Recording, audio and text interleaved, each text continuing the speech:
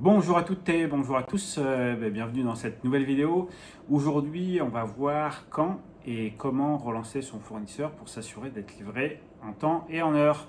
Alors clairement, c'est juste un point technique pour que les choses soient bien claires pour tout le monde. En gros, on passe une commande, le fournisseur doit vous envoyer un accusé de réception de commande. Tout simplement, c'est pour valider le fait déjà, qu'il a reçu votre commande, qu'il a bien pris en compte les quantités, les références que vous avez commandées.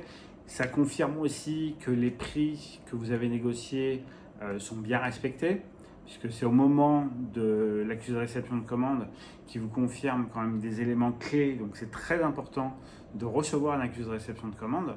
Il vous confirme les références, les prix et les délais de livraison.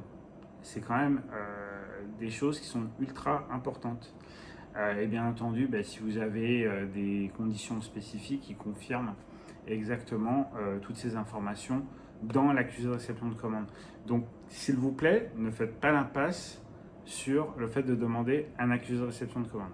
Ceci étant dit, votre fournisseur, il vous a envoyé son accusé de réception de commande.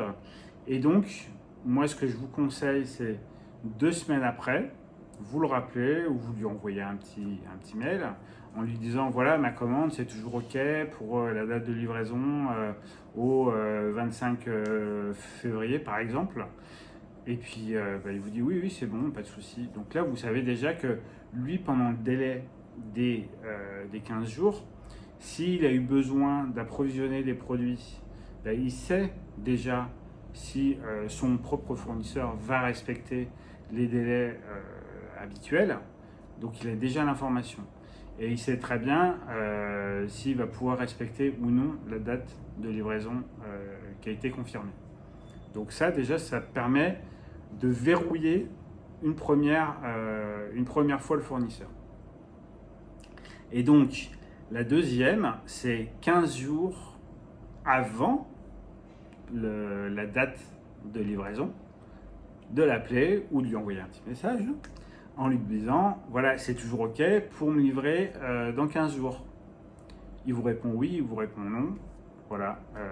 Mais en tout cas, vous aurez l'information 15 jours avant.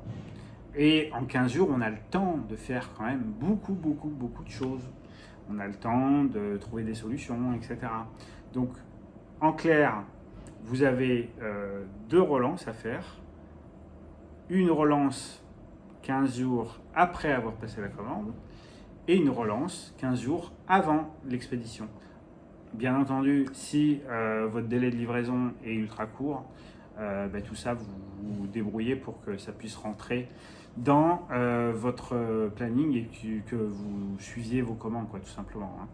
Et après, si par contre vous n'avez pas le temps de gérer les accusés de réception de commandes, etc., écoutez, n'hésitez pas à me contacter. J'ai un service pour ça, justement. Ça s'appelle Back Office Success. Donc, vous avez la possibilité de me sous-traiter en fait la gestion de vos commandes.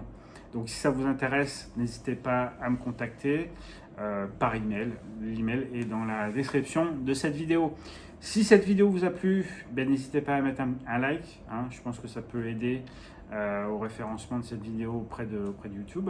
Si vous pensez que cette vidéo peut aider quelqu'un, n'hésitez pas à lui partager cette vidéo. Je pense qu'il sera très content de pouvoir justement savoir comment et quand faire ses relances.